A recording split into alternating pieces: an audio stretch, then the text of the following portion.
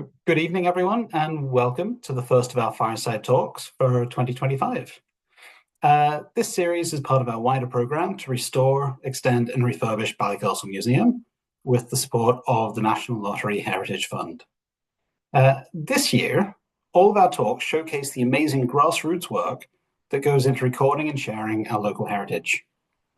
All of our speakers are local historians or members of local community groups with a passion for the past, distant and not so distant. This evening, I have the pleasure of introducing the Rathlin Oral History Group, along with film producer and part-time Rathlin Islander, Margot McCuaig. Together, they'll be speaking on the East Lighthouse Oral History Project, a program which involved gathering the memories and stories from those who lived and worked at the East Light, as well as memories from Rathlin Islanders relating to lighthouses. I'll let the speakers introduce themselves, and for now, I'll hand over to Jessica Bates.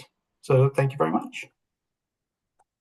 Thank you very much, Nick, and thanks to everyone for joining us all tonight. So we're just going to go around the table and introduce ourselves here, and then we'll hand over to Margot to introduce herself, and then we'll make a start.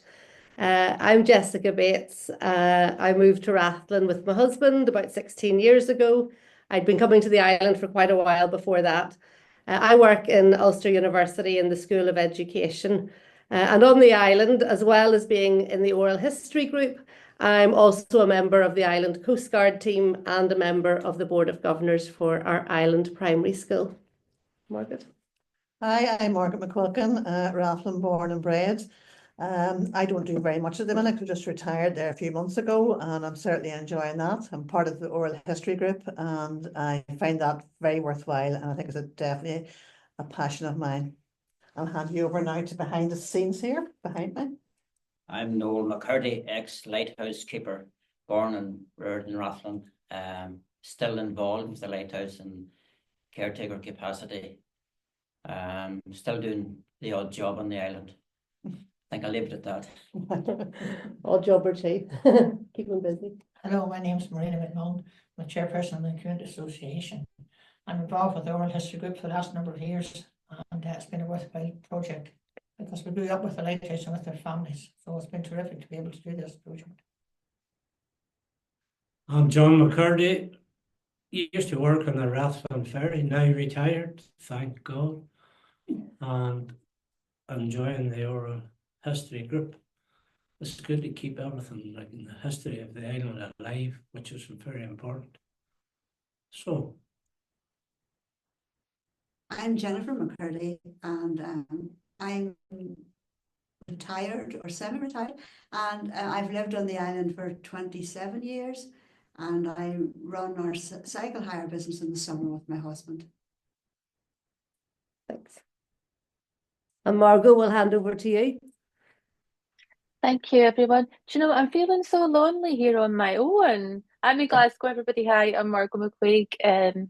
As Nick mentioned at the top, I'm a part-time islander. My dad was born on the island, and his father before him, and his father before him. I think I'm back to about 7 great-grandparents, great, as you know.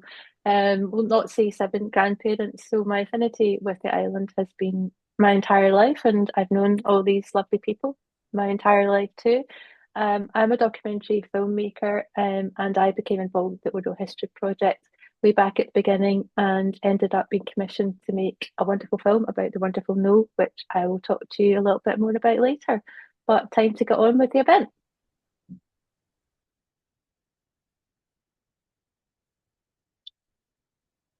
Right, we're just going to share our screen, folks, so just bear with us for 1 second.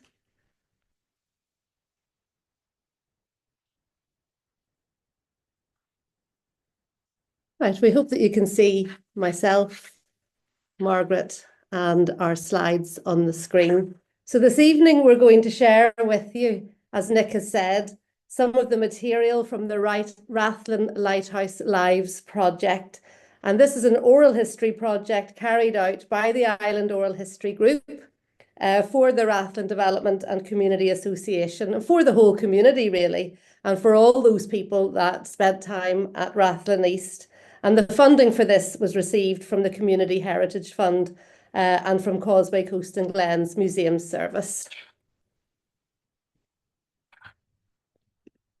And here you have a picture of everyone that you've met in the room. As you've seen, the core members of our group are Marina McMullan, Margaret McQuilkin, John McCurdy, Jennifer McCurdy, Noel McCurdy, and myself. And we're very lucky to also have been able to call on the expertise of Professor Arthur McIver, who's head of the Scottish Oral History Centre, and Margot McCuaig, writer and filmmaker, and of course Nick Wright as well, who really initiated and started our work in the Oral History Group through a training programme on the island a few years back now. So we've been at this about 5 or 6 years.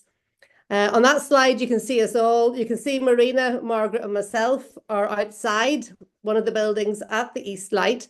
We're all wearing green because it was taken on St. Patrick's Day. Sorry to interrupt you. Could you go into presenter view there? Certainly. Yeah, the slides are a little bit small on the screen, I guess. Okay. That's better. Yep, perfect. Thank you very much. Fantastic. And there, of course, you can see the East Light itself, and you can see Noel in the foreground. So the project we're talking to you about tonight involved interviews with 29 individuals. And as you're going to see, these included former lighthouse keepers, family members of lighthouse keepers, islanders, and others. All of the interviews were digitally recorded and transcribed. We got photographs of all of our interviewees and members of the team. And we also put out a call for any other photographs or material that people might have that they would be willing to share with us as part of the project. As part of the project, there was also the opportunity to commission filmmaker Margot McCuaig to make a film with Lighthouse Keeper and Noel McCurdy. And Margot's going to show that to you in a few minutes, a little bit later on in the session this evening. And then finally, at the end of the project, we were able to share it back with the whole community on the island at a community event. And at that event, we captured the responses of everybody there through visual minutes. And those were commissioned through a company that the island has a history of working with. And at the end of the session, we'll finish by looking at those visual minutes.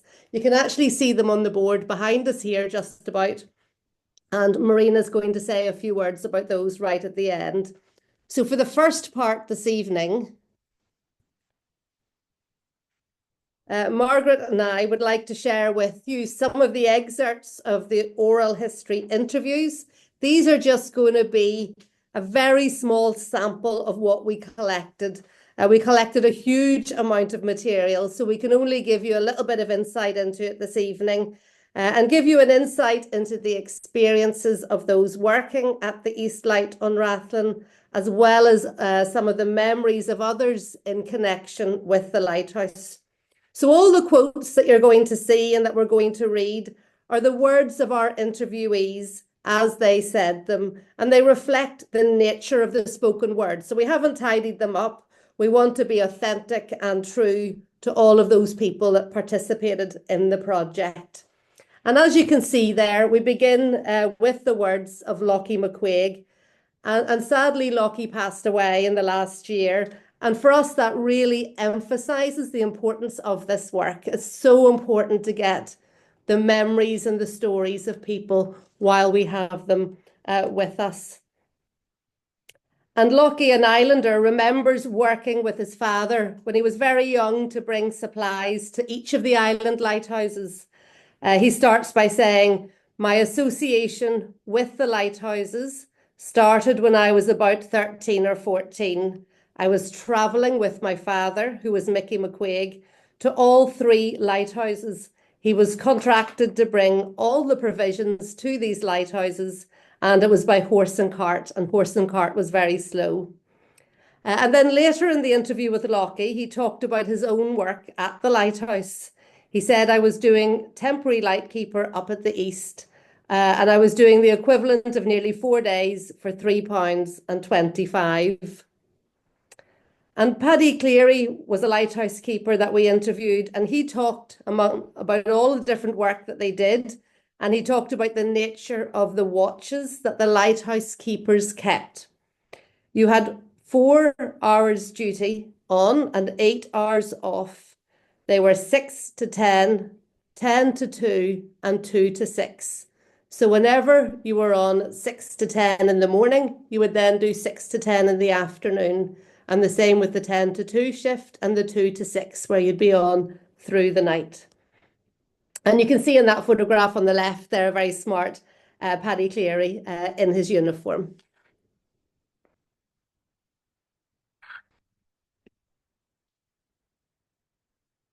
Sean Roddy, another lighthouse keeper, remembers ordering the weekly provisions.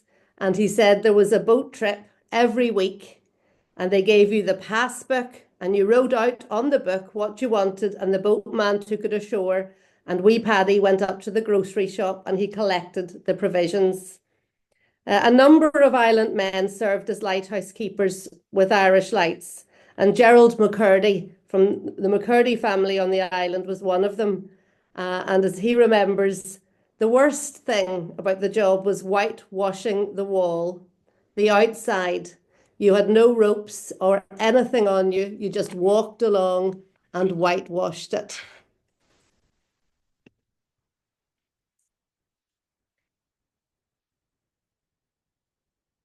Hugh O'Donnell was the son of a lighthouse keeper, and he remembers actually arriving on the island, and he remembers the island making a really big impression on him.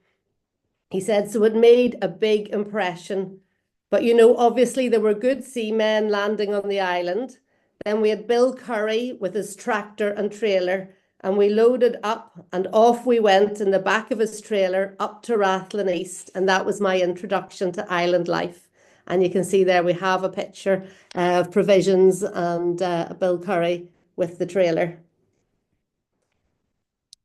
One of our interviews, or some of our interviews, included some of the very last people in Ireland to train as lighthouse keepers prior to automation of the service. And one of those was Richard Cummins. And he said, I spent some time up in Rathlin in 1981 and I lost my job to automation. I was in the second last group of light keepers who were ever trained.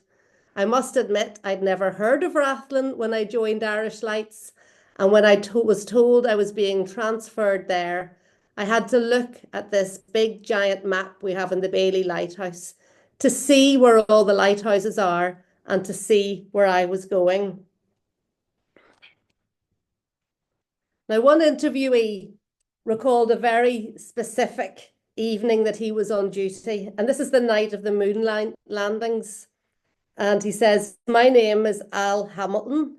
I'm a lighthouse keeper's son and a lighthouse keeper's grandson and a lighthouse keeper's great-grandson. In 1969, I got sent to Rathlin East.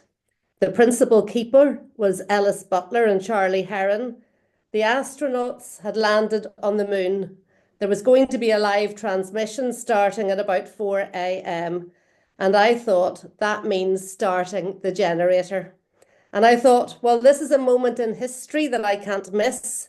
So I went out and started the generator and turned on the TV and watched grainy old images of Neil Armstrong going down the ladder. I lost track of time and forgot about the winding of the light. So I had to run like the devil to get to the top of the tower. And I thought, one small step for Neil Armstrong, but many steps for me to get to the top of the tower before I got into serious trouble. And I mean, I love that quote. It also shows that great tradition of lighthouse keeping that ran in families. And we see that a lot with our lighthouses in Ireland, where you had generations of people training to be lighthouse keepers.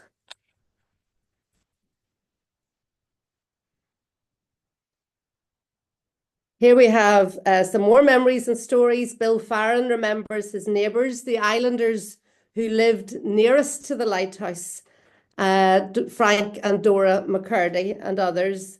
And Neil Lockery, who you can see in the picture there, tells us about the fun he got up to as a child as the son of a lighthouse keeper.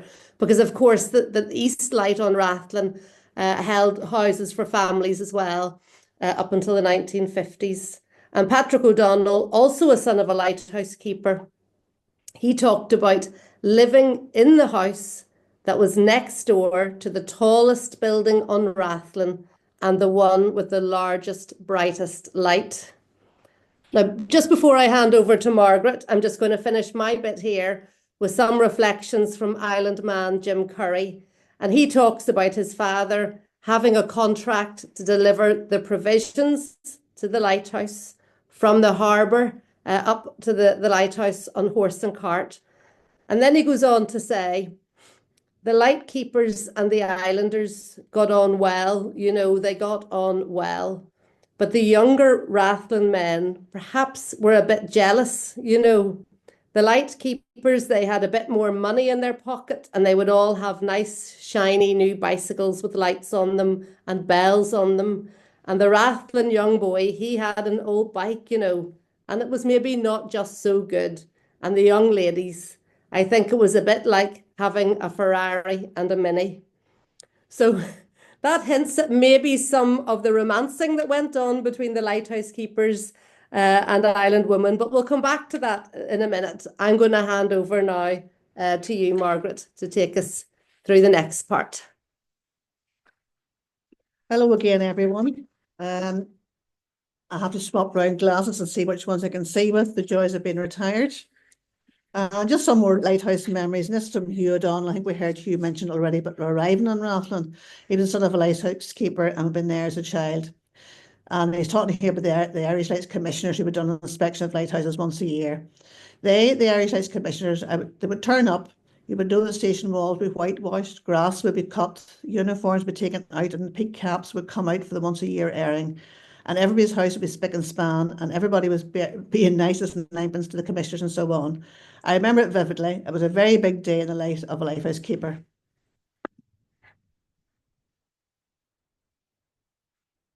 And then just some of the lighthouse families that some may have been mentioned already. And this is Billy Glanville. And just like Jessica said earlier on, as well, we've recorded some of these stories because sadly Billy has since passed away since we did his recording. So it's good to get the stories and have them here. And Billy said, I was on Rathlin Island from 1936, the year I was born, at the East Lighthouse, until 1943. There were 6 houses, 3 for the keepers at the east and 3 for the west. And the keepers interchanged every so often. When I was there was Mrs. Armstrong. Ambrose Armstrong Senior was the principal keeper. And then there was the Scanlon family. And then from another perspective, we're here from Anne Macaulay. She was an islander and she was friends with some of the children from the school and from the lighthouse. I can remember 3 families. Well, the first ones were Paddy O'Donnell's family. They were there when I started school. The next lot of lightkeepers' families that I remember, they were there again. They were O'Donnells. The father was David O'Donnell. He was the PK, in other words, principal keeper at the east. There was a big family of them. But during my time there, the Luckeries came to the island as well. And then back to sort of the connection between the lighthouses and the people on the island. And this is a memory from Ellen Glanville, and she is the daughter of a lighthouse keeper.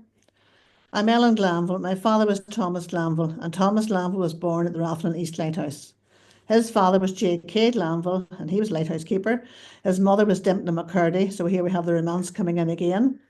A Rathlin Island lady. They got married and they had 4 children at Rathlin East.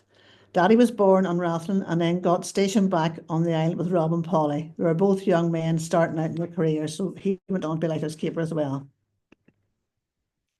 And here we've got a picture. We're probably looking down from the tower of the lighthouse at a couple of the dwelling houses.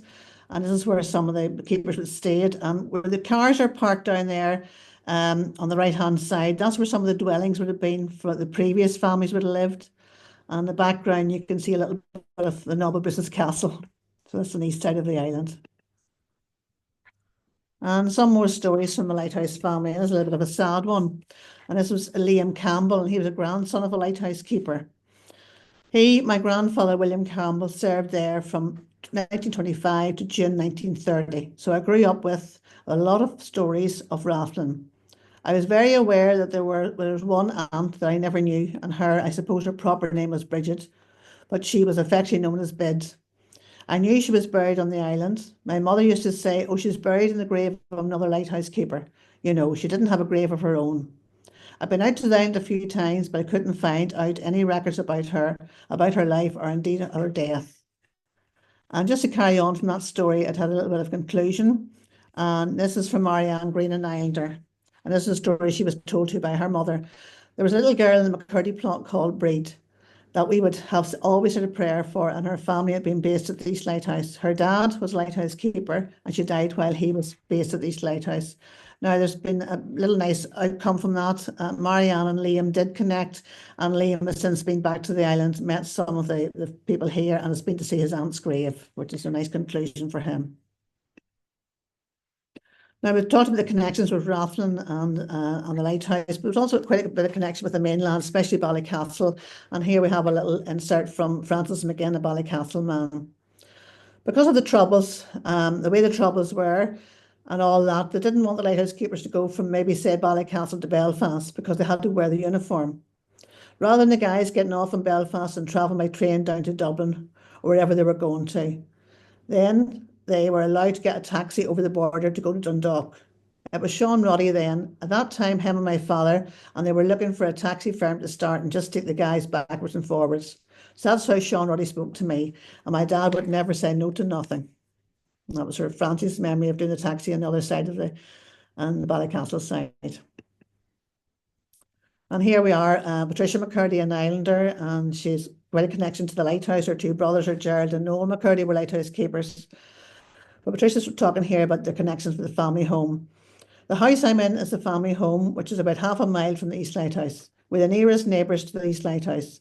I think one of the strongest memories is that there always seemed to be somebody from the Lighthouse at our house. They would have collected milk and eggs from my mother, and if they weren't there to collect it, there was a little inlet in the wall at the bottom of the avenue from the house, and that's where the milk and the eggs were put into this hole so the keepers could pick it up on their way back up to the Lighthouse. So strong connections there. And just in case you think it was all work and you feel very sorry for those poor lighthouse keepers, indeed it wasn't. There was some romance in play as well. And here we have got the evidence of it. And this is from Jane Cleary, first of all. She's an Islander and wife of a lighthouse keeper. My first date with Paddy, the first time I met him, was outside Mary Black's shop after Mass, where a lot of people would have met up on the Sunday. And then we've also got evidence of all that from Teresa McCurdy, an Islander and wife of a lighthouse keeper. I will not say too much about him because he's in the room here with us. I'm married to Noel McCurdy. He's my husband, and he was a lighthouse keeper for many years, working for Irish Lights. That's where I met Noel, was actually at the East Lighthouse. So that's some evidence of some of the romances. And then just some other memories from the group ourselves here. Now we're talking to Marina, and she'll be talking to you later on again. But Marina, we've talked there about where the dwelling houses used to be, and some of the people talked about it already. But whenever the families all left, Marina will tell you a little bit from that now. Our house actually would have been a lighthouse house that my daddy bought many years ago when they were selling the houses after the families had left. He bought that. So the stairs in our house came from the lighthouse, and the slates in the houses, our lighthouse house, and the doors that were big and heavy doors, and there's brass handles on the doors. And I can tell you, Marina keeps them shining every day. And a little bit of quote from myself and my memories. If any family came home on holidays or any friends came over to visit with you, you always had a day of going towards the East Lighthouse, going up and visiting there. They were always very courteous to us. And I'm sure they could see us far enough at times trying to do their work on us landing visitors. And then we have a little quote here from Billy Armstrong, grandson of a lighthouse keeper, and his father would have been a child at the lighthouse. My dad loved it because he had the freedom. He had the freedom of the East and the whole island to himself. And then we come to the sad part of the story and an end of an era, is to say all good things come to an end. And unfortunately, that's what happened, lighthouse keepers. First of all, a little quote here from Hugh McBride, and he's an Irish Lights tradesman, which just goes to tell us that it wasn't just lighthouse keepers that were at the lighthouse. There were lots of tradesmen as well, came and stayed for a period of time and worked there. But Hugh remembers the automation. At the time, I thought the automation was a good idea, but I'm not sure now. It was nice to see the keepers there. There was a friendly face to meet you, but then when it went automatic, you went out, nobody there. It was a different setup altogether. And then a memory from Sean O'Donnell, who was one of the last lighthouse keepers on the island. And this is taken from part of a bigger quote where he's talking about locking the gates to the last time. I was bawling, thinking about all the people from the last 150 years that walked through the gate. Women, children, keepers, families, and now it was all gone. And then Sean Roddy, a nice little quote here, a way of life had gone, you know, and that included, that wasn't just for all the Lighthouse staff, it was the Islanders as well. It was a big change for us too. And here's some photographs of some very handsome men in uniforms. And in the middle bottom there, we have another romance there. It was Bill Farn and his later to be wife Martha, who came to the island holidays and met Bill here. So it's a little booklet as well, so you'll be fit to catch up on them later. And now I'm going to hand you over to Margot McCuaig, and you're in for a big treat here now in the film, and the star of the film is here in the room, so I'm doing autographs and sorting that out for him. See you later, folks. Thank you. Thanks so much, Margaret, and thanks, Jessica.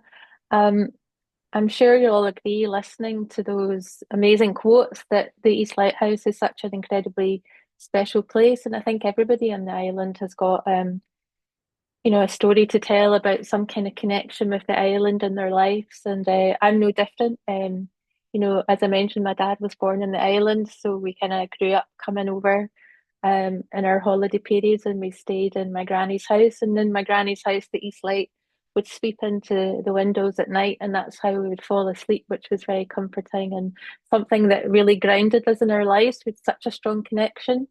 And then when we got up a little bit, as teenagers, we used to end up playing down around about where the resource centre used to be public toilets, and it was a little shed, and we'd sit and hang about there. And as soon as you could see the light hitting the water, we knew that we were late and we had to get back up to Mount Grand. So it is a really special place. The lighthouse means a lot to me. It means a lot to the island. So when I was commissioned to make this film, I was incredibly excited, but also a little bit terrified, because I knew how important it was going to be. It was a snapshot of a really important piece of history that's, you know, it's key to the island's legacy, and it's about the community, and it's about the people and the place. So I was a little bit scared, but I think anybody who makes films, who directs films, will tell you that they can be the best at their job in the world, but unless they've got a good story and a good contributor, you know, then they're up against it. But I was really, really fortunate and Noel McCurdy, and having an amazing story and an amazing person to bring that story to life. So I think when you watch this film, what you'll find is that connection and that emotional, deep-rooted connection that people from the island and the Lighthouse Keepers have with the lighthouse comes through really strongly, and also the actuality. You know, some of the sound bites here that you've heard really come to life through Noel's absolutely fantastic storytelling. So I'm going to turn my video off here, and then I am going to share the film. So hopefully this is all going to go okay. Let's try.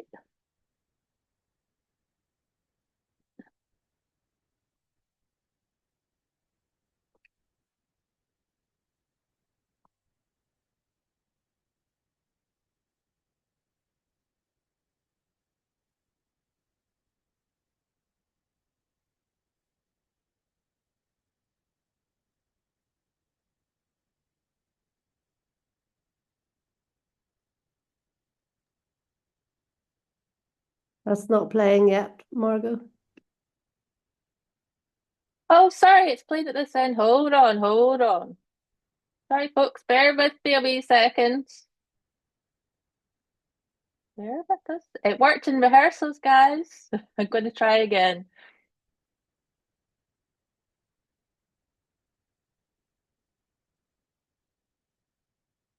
Let's try. I'm getting a message here saying it's sharing is paused. It shouldn't be. Yeah, it's just saying it's paused. Anything you can do from your end there, Nick? I'm having a look. Sorry, folks. Try again, Margot. I just clicked on something at this end. Oh, I think that's it now. Right, 2 seconds, everybody. We're off.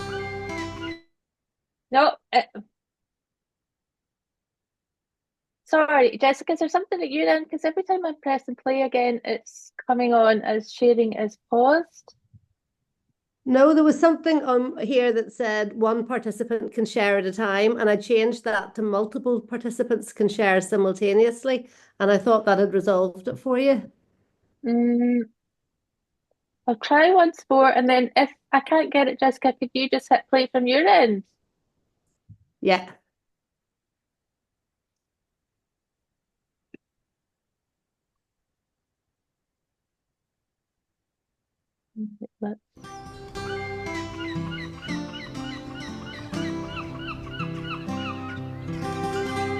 That's good now, Margot. I joined the service in 1969, and I was about 22 years in the service. It's always classed like a family affair, the Lighthouse service. Well, a second home.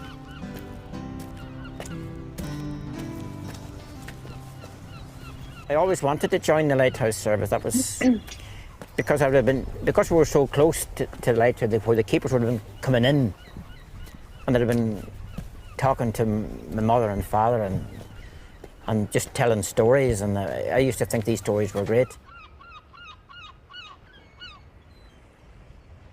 In the earlier times, people in the community, the ones who would have been looked up to would have been the doctor, the teacher, and the clergyman, priests, wherever they were. But on Rathlin, the lightkeepers were in that list. That's how much they were thought of on the island.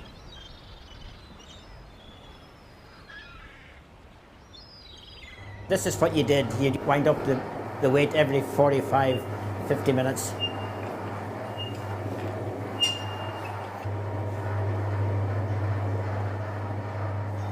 When this machine was running, the weight was pulling down, and that's the governor that controls the speed of the lens going round. My name is Noel McCurdy. I was born in the house behind us here, and at an early age had a keen interest in joining the Lighthouse service. It was a dream to be able to be stationed in Rathlin East, because for all my life I've looked at it, and it was just a dream come true.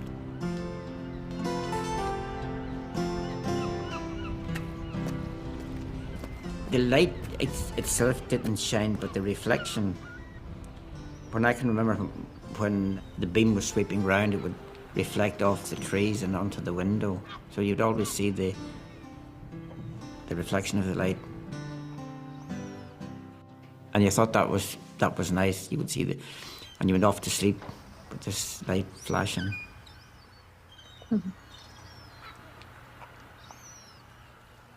There had been 6 keepers' families living at the East. That was quite a lot of people. I always remember when we were going to school, there was more children coming from the Lighthouse than there were coming from our road. It would generally been probably the PK and another family would have lived there, and then these houses right along there where the other families lived. Just in front of us there where those pillars are, there was another 2 houses there, and then there was a further house out where the cars are, and then out to our right beyond that cottage there was another small cottage. Our house was the first one on the road, and they also would have got their milk supplied from our, so the keepers would call in. And this particular keeper one time he left me his cap and said, "That's for you." So I was thrilled about that. So I used to wear this cap, not in school, but certainly going to school.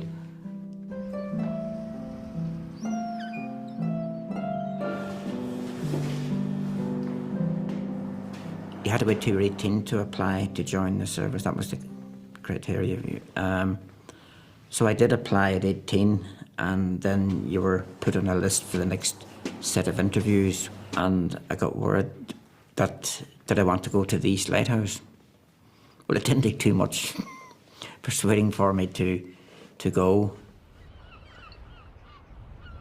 I can remember coming back to the island with other lighthouse keepers in our uniforms, and I can remember the contractor, Bill Curry, taking us up to the lighthouse, and Bill stopping at our gate, and I remember saying to me, suppose you'd want to go up home to see your parents. So I got dropped off, and mother and father were out to meet me. They were chuffed. They were chuffed. I can remember when I went in, and of course you were shown what room you were going to be in for the next 2 to 4 weeks or 6, whatever it was. So this would have been this was the first bedroom that I stayed in here. In those days, when you went to a station, you carried all your own bedding equipment. You had your own mattress and own blanket sheets and pillow, everything. You carried them in what's called a bed bag. So what would be in it then? Just a bed, a wardrobe, a light and a table and a chair. That's all you had in the room. But in fact, I have to say now, in a lot of this, the accommodation wasn't the worst. Because you were going off to work, really, at the end of the day. It wasn't a holiday village that we're in, it was a lighthouse. You would have had 2 4-hour shifts in the day, either the 10 to 2, 2 to 6, or 6 to 10. The light involved, it was a paraffin light, similar to how a tilly lamp operates. You heat the retort in the burner, and then when the retort is hot, you turn on the oil, and that creates a vapour. And you flick the blow lamp across the mantle, the thing that gives the light, and then that bursts into light, and that's your light then for the duration of the night. The watch was always kept up in the tower, which was called the watch room, was just directly below the lantern. There would have been a chair and a desk there, and your report books or your log book would have been kept there. So every hour you filled in that log book about the weather conditions or anything else that was unusual. Well, the balcony serves a purpose. It's not just for viewing. It's you have to come out from time to time to check the visibility. So the only way you can do that is to come out from inside there and go around. Also to check that there's no snow, or if it's snowing, that there's no snow on the lantern glass. If there was snow in the lantern glass, you'd have to get a brush and brush it off. When I started off, there was very little in terms of health and safety. Well, you weren't allowed to be afraid.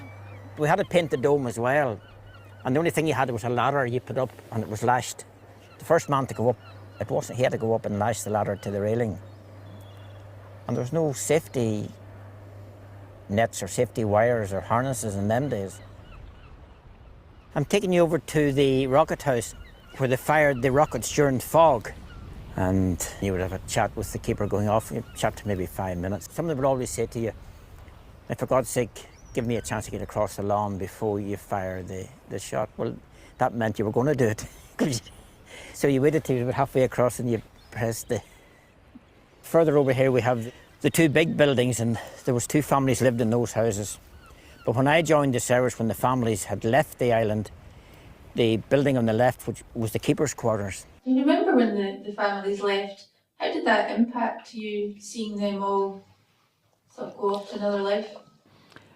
Awful. It was very sad. You never seen them again. That was the last time. Whenever they left, it's very sad. This is the watch room, built in the early 80s. Whenever the West was automated, they put the monitoring equipment in for the West, for here. So they built a watch room here, and we would have had the radio telephone and all the monitoring equipment here.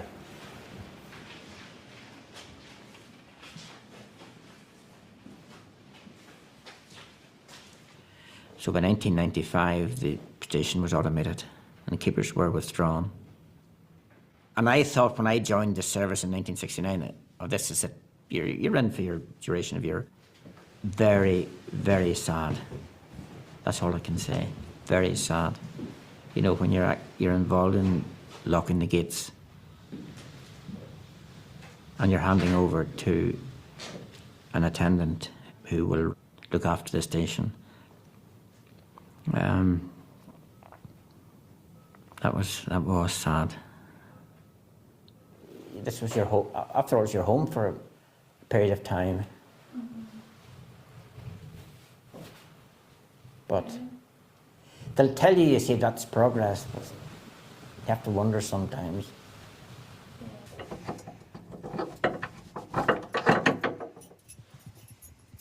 It's very, very hard to describe, but just it was just something. As I said, I had aspirations to join when I was a kid.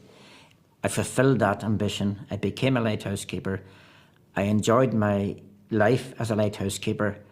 Now I'm still with them in a different capacity, and I still love working for the Irish Lights. My heart was in the lighthouse service. And still is. And still is.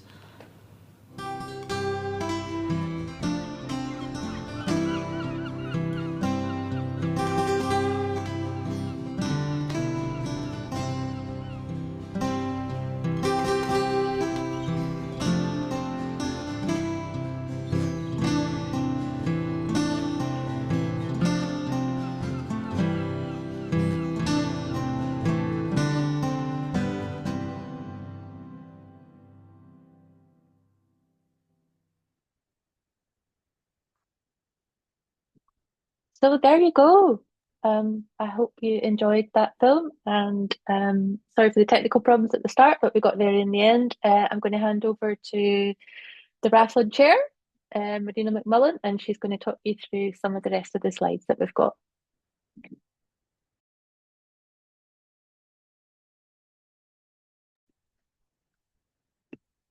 Marina, it's over to you. Okay. The Rathlin East Light reopening the gates. I have 3 quotes here. First one is from Teresa McCurdy. The walk up to the lighthouse is a walk that I do nearly every day. That's my favourite walk. I mean, it's just so beautiful up there at the East Lighthouse. And the next one I have is from Marianne Green. I hope the next generations coming after me will have lots of memories about the East Light as well. There are so many opportunities. Hopefully that we will be able to use it again and get to see people in it. And the last one here is from Margot McCuaig. The lighthouse flashes straight in the window in the front into my bedroom, and I haven't if I haven't the curtains on out through the window opposite out into the garden, and that goes on all night. I'm so well used to it, you know, if it stopped I would notice it in my sleep. There will always be a light. And now, as you can see behind us, we have visual minutes, and it was to tell you all about all about the project. So I'm going to take some quotes from what the various individuals have said. Now, number 1, the East Light on Rathlin, it's an international regional significance. The rockets and the explosive stores where they fired the rockets from for the fog. You had to grow so much, have so much in store. There was little health and safety. Children used to play on the walls by the big drops. It shone a light on me since I was a little girl. Lighthouse keepers were very highly regarded. They were looked upon as gods, saving lives, being there, the extremely special people in the community, important to island life. Many lighthouse keepers found love on the island. Competition for the eye of the ladies. Babies were born here. Families left the island. It was very sad, emotional. I hope people come here again. A place to go and reflect. Hope for the future. Thank you, Marina. So, folks, that's bringing us towards the end of what we wanted to share with you this evening. on this slide, you can see we've 2 links, and you can find out all about the project on these links. You can access a copy of the book that was produced, an electronic copy of the booklet, which contains more of the stories. You can access the film about Noel McCurdy, made by Margot, and you can also see that copy of the visual minutes that Marina was just sharing with you. But we're all available here for a little bit longer, in case anybody would like to ask any questions of any of us here or of Margot in Glasgow. And I'm just leaving up there our acknowledgements to those that supported the project just for a minute. And Nick, I'll hand back to you if you want to see if there's any questions. Well, thank you so much for that. That was a really lovely showcase of the work that you've all been doing there on Rathlin Island. Just before I open the room to questions, I wanted to mention that your group's work doesn't just stop with lighthouses, and I know that you've got several other projects in the works at the moment that we're really excited to see sort of come to fruition. One of the sadder things that came up a couple of times during your talk was the fact that some of your interviewees have since passed away. So oral histories, that really intangible heritage is fragile and can easily be missed out of more formal written histories. So I think it really highlights why projects like yours are so important, capturing those stories and people's memories before they're lost. But no, thank you again. That was very, very good. I will open the room then to questions if there are any. If folks hold on while I change the view if I can.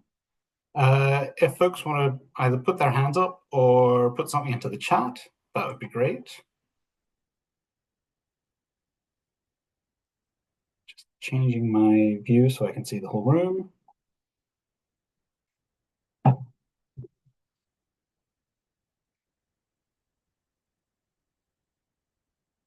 Are there any questions there from anyone?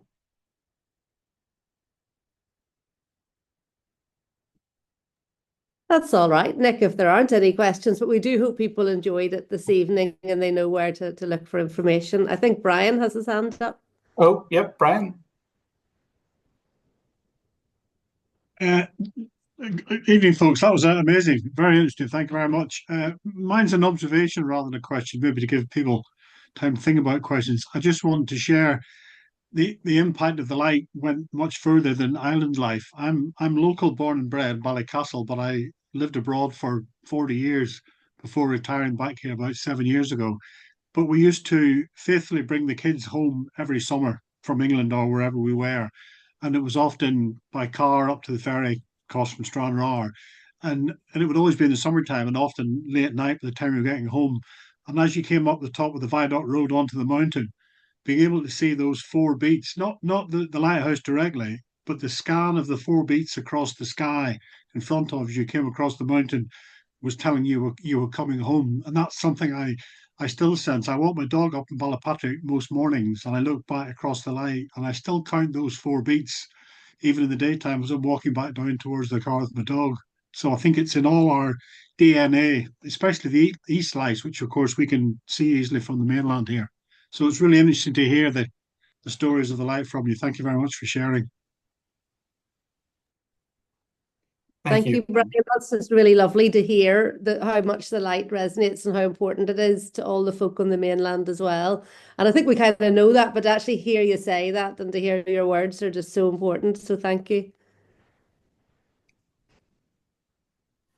There's quite a few comments coming through the chat there.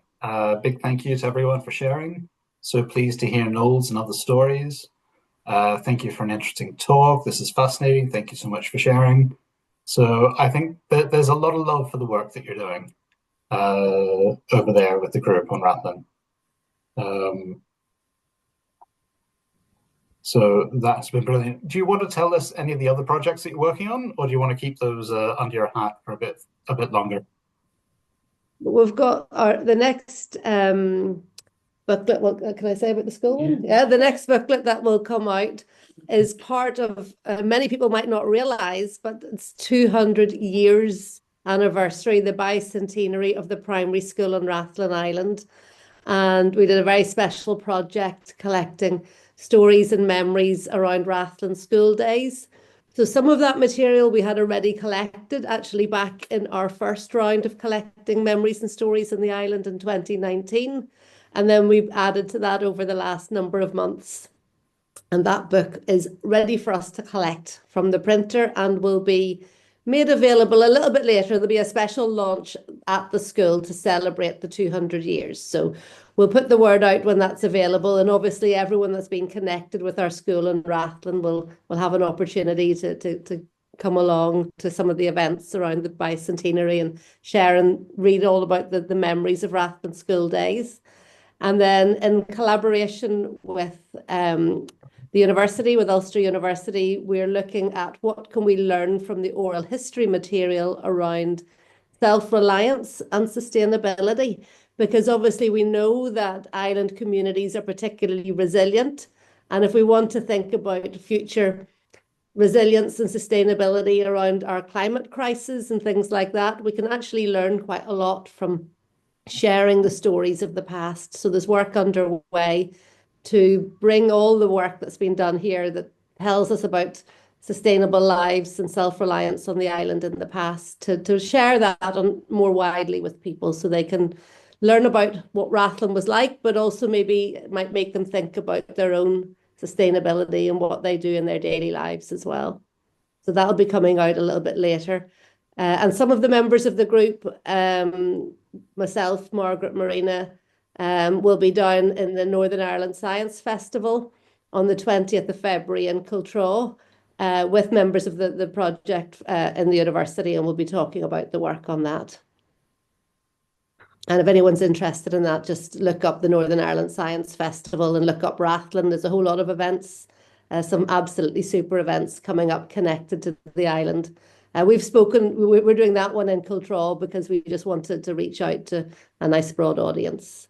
And we'll probably do something in the Maritime Festival maybe as well, and the Rathlin Festival. So thank you. Well, that's brilliant. Thank you so much. And folks, if anybody wants those links again, if you want to drop me an email, I can forward those on to you as well throughout the week. And Nick, do you want to just say about when you anticipate making the recording available? Because I know there were a couple of people that asked about that prior to this evening that weren't able to make it along. Yep, certainly. And there is a hand up as well, Nick. Sorry, there's somebody got their hand up for a question. Oh, okay. I can't do that. Oh, yes, Hannah. I'll just answer Jessica's question and then I'll come across to you, Hannah, if that's right. The recording will be made available, but probably not until the end of the talks program. So in the middle of March sometime. And I'll circulate a link to everybody who's expressed an interest in it. Sorry, Hannah, I didn't see your hand up there. You're absolutely fine. I'm not sure if my mic is going to work okay. So if you can hear me, give me a thumbs up. Hi, Jessica, Noel and Marina and everybody. Would having the Lighthouse families have had a significant impact on the population? You're talking about all the romances and new people coming to the island, and some of them obviously settled for a very long time. You know, would that be a loss to the island now that new families aren't coming in to tend the lighthouses? People still do come to the island, and we still have people coming to the lighthouse for maintenance reasons, but they don't stay as they did in the past. So we've lost that bit of it, but we still get people coming to the island. We're still getting people coming and staying. Families moving in from time to time. It did have a big impact on the school. Yeah. You know, and the pupils from the Lighthouse families would have gone to the school. Have gone to school then. Oh yeah, big impact. When I was going to school, there have been 5 or 6, maybe 7 children coming from the Lighthouse. You remember that, John? No, that was before 19.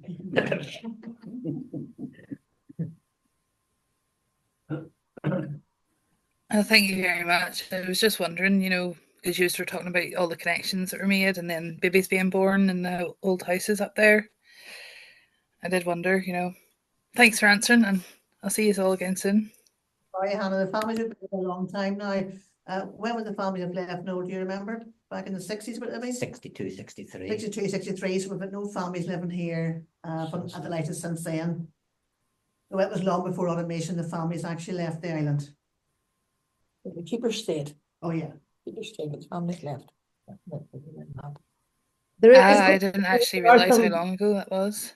Yeah, and there are some, there's a lot of work going on the island to look at the use of that space up there now and for the future. And that's something that Marina and others in the RDCA have been quite engaged Hopefully, with. we would like to see that opened up and, Yeah. and as actually a shared space.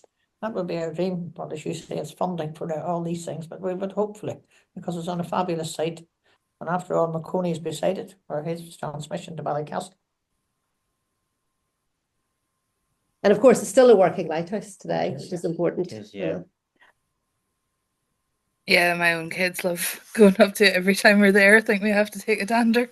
So we do. So they love running up and down there, especially because of the way the path goes out.